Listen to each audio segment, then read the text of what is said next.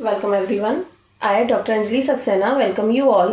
Dear learners, अपने last की video में हमने समझा था मैन्युफैक्चरिंग ऑफ ग्लास कैसे किया जाता है, रॉ मटेरियल्स क्या होते हैं ग्लास को, एनीलिंग क्या है, या मैन्युफैक्चर के क्या वेरियस स्टेप्स हैं ग्लास के. आज हम समझने जा रहे हैं what is devitrification of glass, और we can say what is devitrified glass. आज हम इसी टर्म को समझेंगे. तो आइए समझते हैं डीविट्रिफिकेशन ऑफ ग्लास, और we can say devitrified glass. Dear learners, कुछ कंडीशन ऐसी होती हैं जिसमें जो ग्लास होता है वो कुछ क्रिस्टलाइन पार्टिकल्स के थ्रू कंटेमिनेटेड हो जाता है. इस कंटेमिनेटेड ग्लास को, जो कि क्रिस्टलाइन पार्टिकल से कंटेमिनेटेड है, उसी को हम बोलते हैं डीविट्रीफाइड ग्लास. डीविट्रीफाइड का मीनिंग है पार्शियली और कंप्लीटली क्रिस्टलाइज्ड ग्लास. जो डीविट्रीफाइड ग्लास होता है ये बहुत ही अनडिजायरेबल होता है इसको प्रिपेयर करना, क्योंकि जितने भी क्रिस्टलाइन एरियाज होते हैं वो एक्सट्रीमली वीक होते हैं और ब्रिटल होते हैं नेचर में.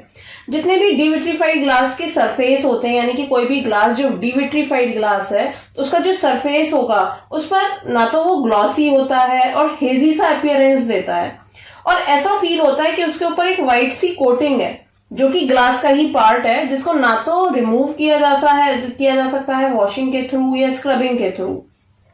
तो इसी को हम बोलते हैं डीविट्रीफिकेशन और डीविट्रीफाइड ग्लास. आइए नोट करते हैं इसको. तो जो पार्शियली और कंप्लीटली क्रिस्टलाइज्ड हो ऐसे ग्लास को हम बोलते हैं डीविट्रीफाइड ग्लास. अब क्यों अनडिजायरेबल है ये? जैसा कि मैंने बताया, जो क्रिस्टलाइन एरियाज होते हैं वो एक्सट्रीमली वीक और ब्रिटल होते हैं. दूसरा पॉइंट आपको बताया कि ये जो ग्लास होता है डीविट्रीफाइड ग्लास, ये ना तो ग्लॉसी होता है और हेजी सा अपीयरेंस शो करता है. तो ये हमें समझ में आया कि डीविट्रीफाइड ग्लास क्या होता है या डीविट्रीफिकेशन किसे कहते हैं. डीविट्रीफिकेशन ग्लास का अगर होता है तो ऐसा ग्लास क्यों अनडिजायरेबल है ये भी हमें समझ में आता है. लेकिन ये क्या कॉज होता है इसका डीविट्रीफिकेशन का, और क्या प्रिवेंशन हो सकती है डीविट्रीफिकेशन की, आइए उनको समझते हैं. जब कभी भी इनएडिक्वेट क्लीनिंग होगी ग्लास की, यानी कि फिंगरप्रिंट प्रेजेंट हो या कोई फॉरेन रेजिड्यू पार्टिकल्स प्रेजेंट हो या डस्ट प्रेजेंट हो, तब डीविट्रीफिकेशन के चांसेस रहते हैं. जब कभी भी हम ग्लास को मैन्युफैक्चर के दौरान लंबे टेम्परेचर यानी कि हाई टेम्परेचर पर बहुत लंबे टाइम के लिए रखते हैं, तो इस तरीके का जो ग्लास होता है वो डीविट्रीफाइड हो जाता है, या कह सकते हैं प्रोन होता है डीविट्रीफिकेशन के लिए. जब केमिकल्स बहुत ज्यादा प्रेजेंट होते हैं तो जो ग्लास होता है उसका डीविट्रीफिकेशन के चांसेस बहुत ज्यादा होते हैं. फॉर एग्जांपल, अगर आपका जो ग्लास है अगर आपको क्लियर है या अनकलर्ड ग्लास आप प्रिपेयर कर रहे हैं, तो इस तरीके का ग्लास डीविट्रीफाई होने के कम चांसेस होते हैं. जबकि अगर आप कलर्ड ग्लास बना रहे हैं या डार्कर ग्लास बना रहे हैं तो जो ग्लास होगा उसके डीविट्रीफिकेशन के चांसेस उतने ही ज्यादा होते हैं.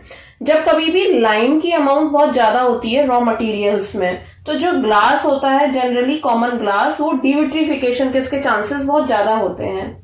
तो these are the causes of devitrification, और इन्हीं कॉजेज से जुड़े हुए हैं इनके प्रिवेंशन. तो देखते हैं क्या प्रिवेंशन होंगे डीविट्रीफिकेशन के.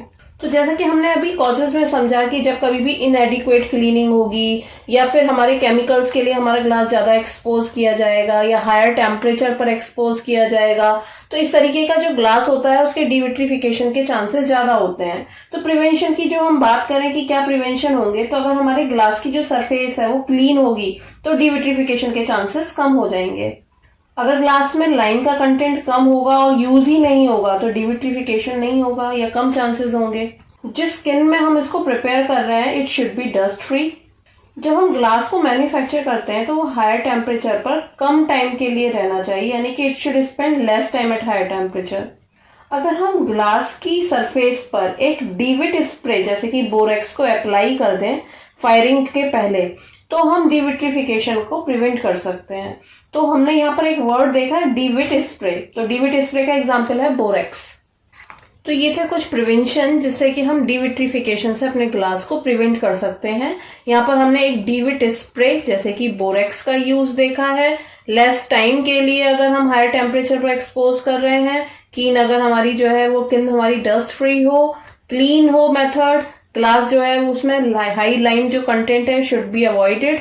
तो अगर इनको हम करें तो हम डीविट्रीफिकेशन से प्रिवेंट कर सकते हैं. तो आज हमने देखा कि डीविट्रीफिकेशन के कॉजेस क्या हैं या डीविट्रीफिकेशन क्या है. तो जब कभी भी हमारा ग्लास क्रिस्टलाइन पार्टिकल से कंटेमिनेटेड होगा, इस तरीके के ग्लास को हम डीविट्रीफिकेशन कहते हैं. इसके क्या कॉजेस हैं? जब कभी भी डस्ट से हमारा जो ग्लास होगा वो डस्ट होगी, उस पर इनएडिक्वेट क्लीनिंग होगी, या फिर केमिकल्स के लिए बहुत ज्यादा एक्सपोज होगा, या हायर टेम्परेचर पर लॉन्ग टाइम के लिए एक्सपोज किया जाएगा, तो ऐसा ग्लास जो होता है वो डिविट्रीफाइड हो जाता है। इसको इन मेथड से प्रिवेंट भी किया जा सकता है। तो इस तरीके से आज हमने डिविट्रीफिकेशन ऑफ ग्लास को समझा है। आई होप आप सबको ये अच्छे से समझ में आया होगा। ये क्वेश्चन 2 मार्क्स के लिए बड़ा इंपॉर्टेंट होता है, पूछा जाता है जनरली। तो आई होप आप सबको अच्छे से समझ में आया होगा। Thank you very much everyone for watching this video.